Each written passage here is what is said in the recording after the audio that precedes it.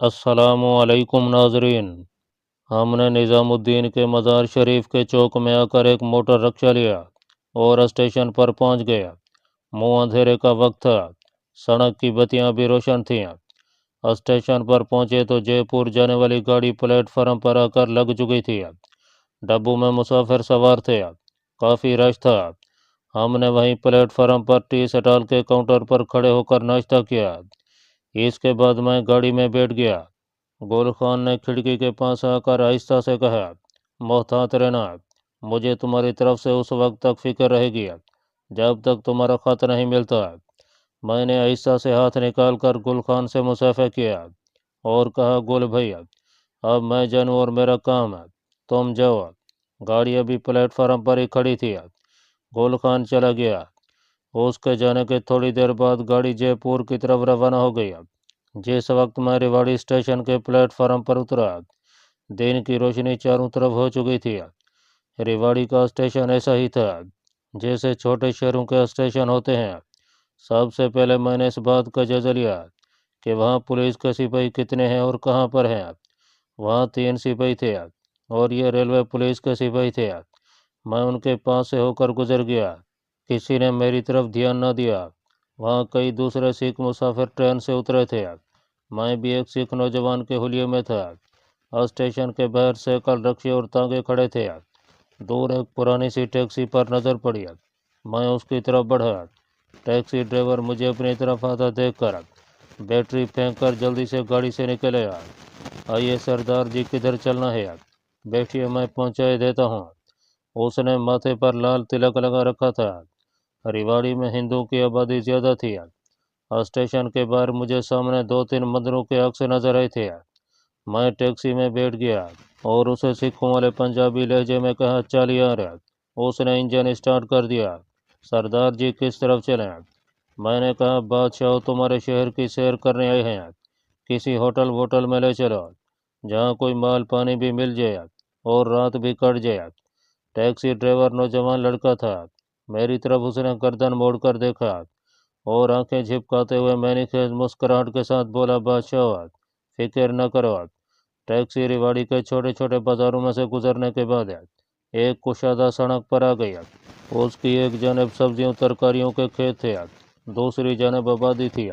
دن کے وقت سڑک پر زیادہ ٹریفک نہیں تھی۔ ہندو لوگ دھوتیاں باندھے گزر رہے تھے۔ موٹر گاڑی ایک بھی ابھی تک نظر نہیں آئی تھی۔ ٹیکسی آبادی کی ایک کشادہ سڑک کی طرف گھومی تو مجھے کسی مندر میں بجتی گھنٹیوں کی آواز سنائی دی۔ ٹیکسی ایک درمیانے درجے کی 2 منزلہ عمارت کے سامنے جا کر رک گئی، جس کی پیشانی پر ہندی زبان میں رام جی ویشنو ہوٹل کا بورڈ لگا تھا۔ جیسا کہ آپ کو معلوم ہی ہے کہ میں ہندی اور گجراتی زبانیں پڑھ بھی لیتا تھا اور گجراتی زبان تو تھوڑی تھوڑی بول بھی لیتا تھا۔ مجھے احمد آباد میں رہ کر اس کا کافی محاورہ ہو گیا تھا۔ میں نے ٹیکسی ڈرائیور سے پوچھا، او یہ تو ویشنو ہوٹل ہے، یہاں کیا مال پانی ملے گا؟ یہاں تو گوشت کی ایک بوٹی بھی نہیں ملے گی۔ ڈرائیور نے گھوم کر میری طرف پچھلی سیٹ پر دیکھا اور آنکھ مار کر کہا، سردار جی، بس یہ صرف نام کا ہی ویشنو ہوٹل ہے، یہاں سب کچھ ملتا ہے، آئیے میرے ساتھ۔ اس کا مینیجر میرا واقف ہے۔ میں یہ ساری حرکتیں اور اپنے آپ کو باش قسم کا سکھ ظاہر کرنے کا ڈرامہ جان کر کھیل رہا تھا۔ یہ میرے کمانڈو مشن کا بڑا اہم ترین مرحلہ تھا۔ وہ مجھے ہوٹل کے مینیجر کے پاس لے گیا، جو ایک کالے رنگ کا دبلا پتلا آدمی تھا۔ سر پر گاندھی کے بلکہ کانگریسی ٹوپی لگی ہوئی تھی۔ چھوٹے سے کاؤنٹر پر ایک طرف لوبان سے لگ رہا تھا، ماتھے پر ویشنو کا تلک تھا، پیچھے کرشن کی تصویر لٹک رہی تھی۔ ہمیں آتا دیکھ کر کرسی سے اٹھ کھڑا ہوا اور ہاتھ باندھ کر نمسکار کہا۔ ڈرائیور نے بھی نمسکار کیا اور کہا، گوپال جی، ہمارے سردار جی دلی سے ریواڑی کی سیر کرنے آئے ہیں، کچھ دن آپ کے ہوٹل میں رہیں گے۔ گوپال اس ہوٹل کے مینیجر یا مالک کا نام تھا جو میرے سامنے موجود تھا۔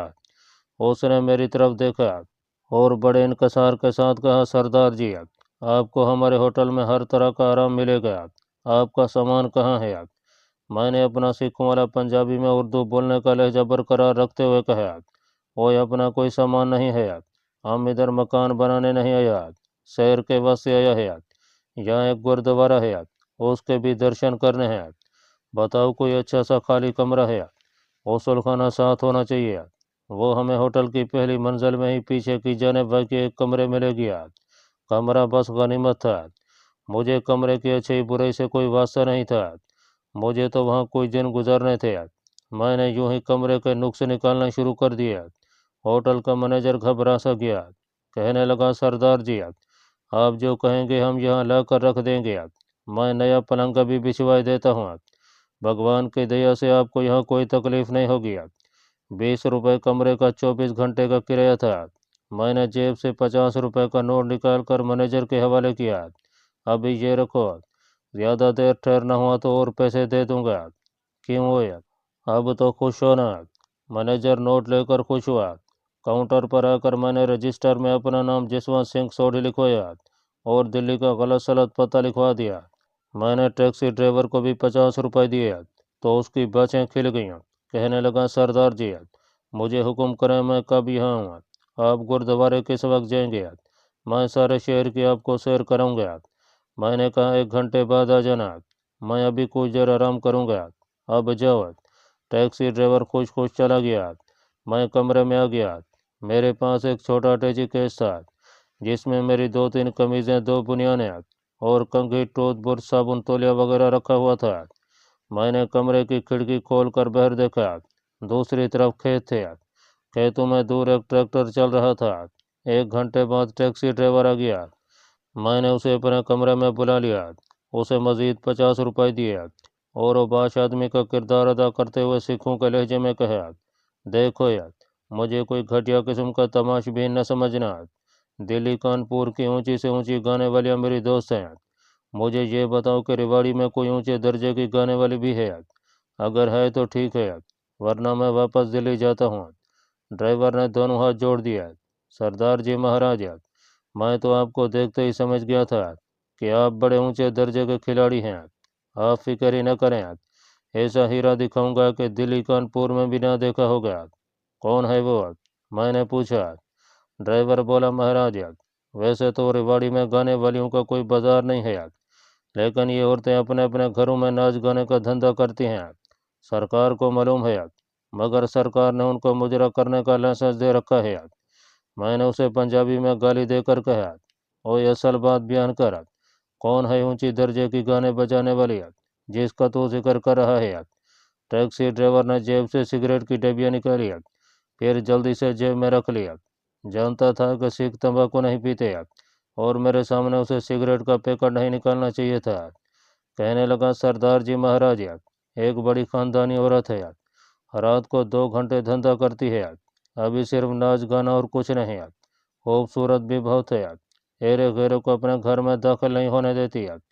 मैंने उसे झड़कते हुए कहा, ओए उसका नाम भी लो, उसका नाम दुर्गावती है। यही मेरा टारगेट था। मैं अपने टारगेट पर पहुंच गया था। मैंने ड्राइवर से पूछा, उसका मकान कहाँ है? वो बोला, महाराज, मैं ले चलूँगा आपको। मैंने उड़ते हुए कहा, चलो अभी चलो।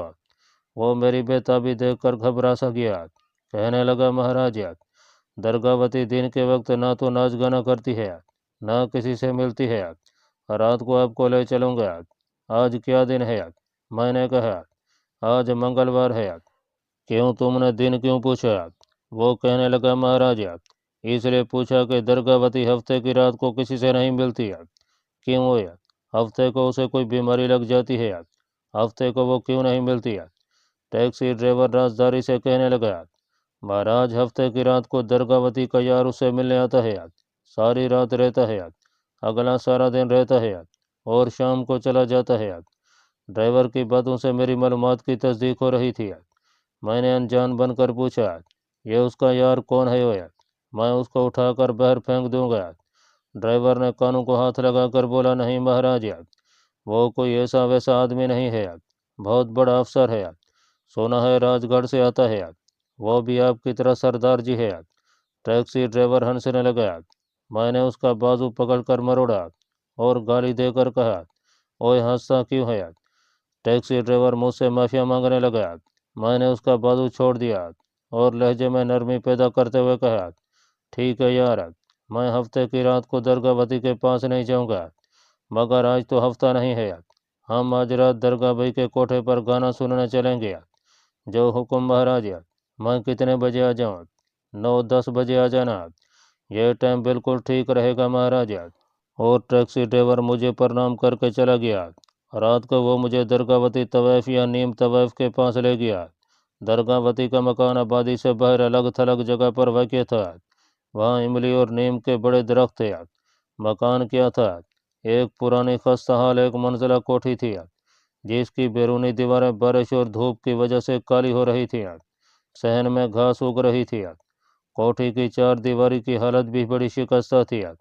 बरामदा के सतून फूलदार बैलों में छुप गए थे। बरामदे के आगे एक चौकीदार स्टूल पर डंडा घुटनों पर रखे बैठा बीड़ी पी रहा था। वो मेरे टैक्सी ड्राइवर को जानता था। ड्राइवर ने उसे कहा, रामू भैया, सरदार जी दिल्ली के बहुत बड़े रईस हैं, दरगाह भाई से मिलने आए हैं, ज़रा अंदर खबर कर दो। बरामदे के आगे कमरे का दरवाज़ा बंद था। एक बल्ब बरामदे के बाहर जल रहा था, जिसकी रोशनी सारे सहन और दरख्तों में फैली हुई थी। चौकीदार बोला, भाई जी के पास आदमी बैठे हैं, फिर किसी वक्त आना। मैंने जेब से 100 रुपये का नोट निकाल कर चौकीदार को दिया और कहा, यार तू क्यों नाराज़ होता है? दरगाह भाई से कहो हम थोड़ी देर बैठ कर चले जाएंगे।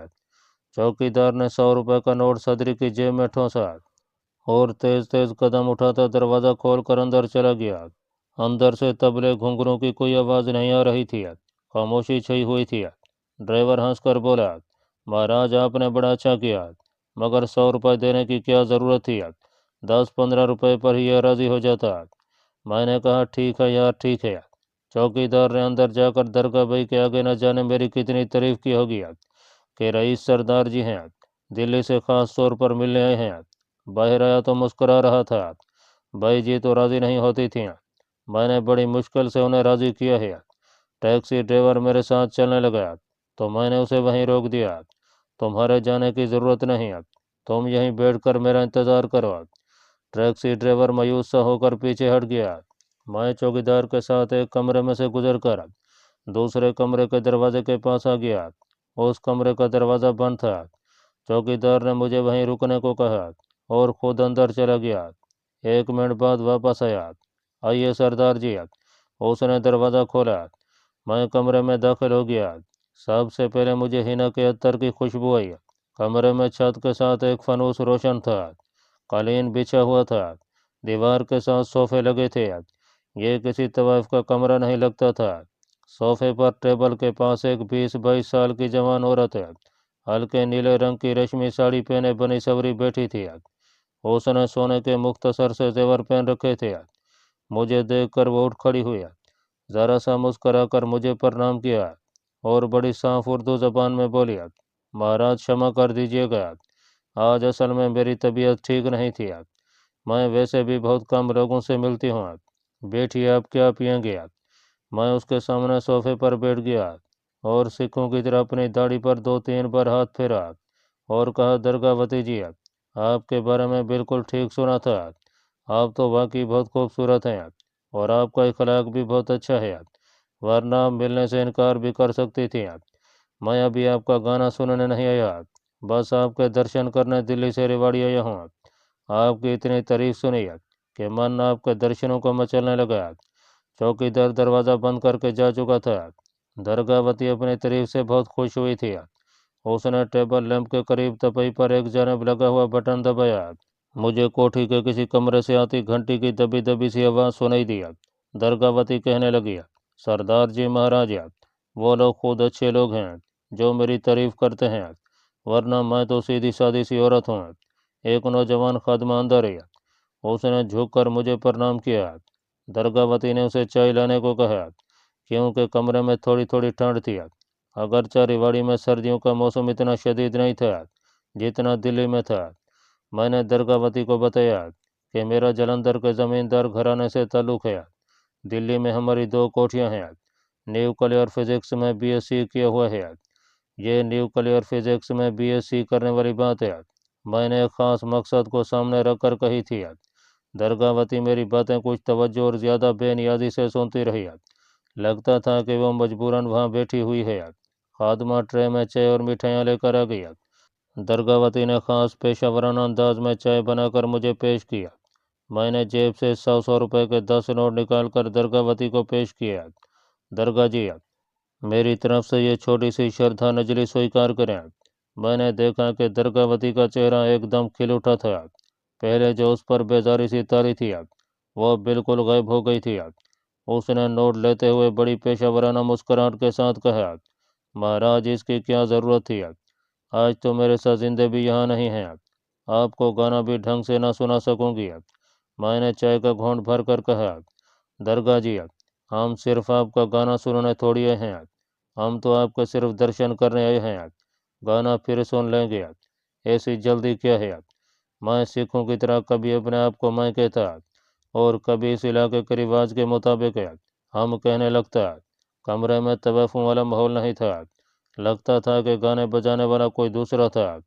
वहाँ मुझे सिवाय नौकरानी के कोई दूसरी औरत या मर्द नजर नहीं आया। दरगावती अब बड़ी दिलचस्पी के साथ मेरी बातें सुन रही थी और खुद भी मुझसे खुलकर बातें करने लगी थी। 1000 रुपये ने बड़ा काम दिखाया था। तवैफों के ताले सिर्फ रुपए की चाबी से खुलते हैं। दरगावती भी एक तवैफ थी। अगरचे भारत के बड़े शहरों की तवैफों में उसका स्वभाव घरेलू औरतों जैसा था। कुछ देर बैठने के बाद मैं उठकर चलने लगा तो ये भी उठ खड़ी हुई। कहने लगी, खाना खाकर जाइएगा महाराज। मैंने दरगावती से कहा, सोनियो कल फिर आएंगे। दरगावती शर्मा गई और बोली, कल ज़रूर आइएगा, मैं इंतज़ार करूँगी। वो दूसरे कमरे के दरवाजे तक मुझे छोड़ने आई। मेरा ड्राइवर बरामदे के बाहर चौकीदार के पास स्टूल पर उसके साथ ही टिक कर बैठा हुआ था। मुझे देखकर जल्दी से उठ खड़ा हुआ। टैक्सी मेरे होटल की तरफ जा रही थी। ड्राइवर बड़ा खुश था क्योंकि मैंने दरगावती की बड़ी तारीफ की थी। मैं होटल के बाहर टैक्सी से उतरा तो ड्राइवर बोला, महाराज कल किस वक्त आऊँ? अब मुझे इस शख्स की ज़रूरत नहीं थी। मुझे इससे जो काम लेना था ले लिया था। मैंने कहा, कल लाने की ज़रूरत नहीं, तुम परसों आ जाना, कल मैं आराम करूँगा। दूसरी रात मैं अकेला ही साइकिल रिक्शे में बैठकर दरगावती के घर पहुँच गया। उसने मेरी बढ़िया भगत की। 2-3 आदमी पहले से वहाँ बैठे थे। मेरे आने पर दरगाह ने उन्हें रुखसत कर दिया। वो मुझे दूसरे कमरे में ले गई। ये कमरा छोटा था। कालीन चांदनी बिछी थी। गाँव तकिए लगे थे। अगलदान पड़े थे। एक सारंगी वाला एक तबले वाला बैठा था। पूरा तवैफों वाला माहौल था। मैं गाँव तकिए से टेक लगाकर बैठ गया। नौकरानी ट्रे में शराब की बोतल और 2 गिलास लेकर आ गई। मैंने दरगावती से कहा, दरगाह में शराब नहीं पीता, चाय मंगवा लें। चाय ज़रूर पीऊँगा। वो मुझे हैरान होकर देखने लगी। ताज्जुब भाई, आप शराब नहीं पीते? कोई बात नहीं, मैं भी नहीं पीऊँगी। मैं भी आपके साथ चाय पीऊँगी। चाय के साथ बिस्कुट और मिठाइयाँ भी थीं। चाय पीते हुए दरगाह साथ सामने रखकर उसे तबले और सारंगी के साथ मिलाती रही। फिर उसने गज़ल छेड़ी। उसकी आवाज़ आम तवैफों जैसी थी। कोई ख़ास बात नहीं थी। मैं उसे 100 रुपए की वेलें देता रहा। साजिंदे भी हैरान हो रहे थे क्योंकि 100 रुपए की वेल अमीर तमाशबीन भी कम ही देता है। मैंने 100 रुपए की एक वेल साजिंदों को भी दिया। उस रात मैंने दरगावती के गाने पर 2000 रुपये लुटा दिए, मगर यह रुपए मेरी मजबूरी थी। मैं अपने कमांडो प्रोजेक्ट की बुनियादें संवार कर रहा था। रात 1 बजे मैं दरगावती के घर से वापस होटल में आया। 4 दिनों में मैंने दरगावती पर हज़ारों रुपए खर्च कर दिए। वो मुझसे बेहद मुतासर हुई और मेरा दम भरने लगी। मुझे मालूम था कि हफ्ते की शाम को रामगढ़ राजस्थान के खुफिया न्यूक्लियर रिएक्टर का डायरेक्टर सरदार अर्जुन सिंह सोढ़ी आने वाला है। मैं जुमे की रात को दरगावती के घर से जुदा होने लगा तो मैंने उसे कहा, दरगाह जी, अब कल आपके फिर दर्शन होंगे। दरगावती ने मेरा हाथ अपने दोनों हाथों में ले लिया और बड़े इज्जत के साथ बोली, जिसवंत जी, अब हमारी आपस में काफ़ी बेतकल्फ़ी हो गई थी। तवैफों के यहाँ रुपए के हाथ पैर होते हैं। वहाँ रुपया दरमियान के सारे हिजाबात उठा देता है और महीनों की मुसाफत चंद घंटों में तय हो जाती है। चुनाचे अब वो मुझे कभी महाराज और कभी सरदार जी कहती। कभी मूड में होती तो जिस्वान जी कहकर पुकारने लगती थी। उसने कहा, जिस्वान जी, मैं आपसे झूठ नहीं बोलूँगी। कल मेरे एक और मेहमान मिलने आने वाले हैं। मैं कल आपसे नहीं मिल सकूँगी। मुझे क्षमा कर दीजिए। मैंने उससे मज़ीद बिल्कुल ना पूछा कि उसका यह मेहरबान और पुराना दोस्त कौन है। पूछने की ज़रूरत भी नहीं थी। मुझे तो मालूम था कि सरदार अर्जुन सिंह सोढ़ी आ रहे हैं। میں نے درگاوتی سے کہا، کوئی بات نہیں درگاہ جی، میں کل دلی کا ایک چکر لگا لوں گا، کچھ روپے بھی تو لانے ہیں، اور 2-1 روز بعد آنے کا کہہ کر واپس اپنے ہوٹل میں آ گیا۔ میں نے اسی وقت صبح دلی جانے کا پروگرام طے کر لیا۔ اس کی وجہ ایک تو یہ تھی کہ میرے پاس پیسے تقریباً ختم ہو گئے تھے، اور ادھر درگاوتی پروجیکٹ پر تھوڑی سی مزید سرمایہ کاری کی ضرورت تھی۔ دوسرے میں نے درگاوتی سے جو یہ کہہ دیا تھا کہ میں نے نیوکلیئر فزکس میں BA کیا ہوا ہے، تو اس کا مجھے ایک جعلی سرٹیفکیٹ بھی بنوانا تھا، کیونکہ آگے چل کر اس سرٹیفکیٹ کی ضرورت پڑنے والی تھی۔ میں صبح صبح ایک بس میں بیٹھ کر دلی کی طرف روانہ ہو گیا۔ دلی وہاں سے زیادہ دور نہیں تھا، اور ریواڑی سے بسیں چلتی ہی رہتی تھیں۔ دلی پہنچ کر میں نے گل خان کو اس کے خاص نمبر پر ٹیلی فون کیا اور اسے بتایا کہ میں آ گیا ہوں اور اس کے نظام الدین اولیاء کی آبادی کے مکان پر جا رہا ہوں۔ گل خان نے کہا، میں رات کو ہی آ سکوں گا۔ میں نے کہا، تو پھر پروفیسر جمشید کو بھی ساتھ لیتے آنا، ایک خاص معاملے میں ان کا مشورہ ضروری ہے۔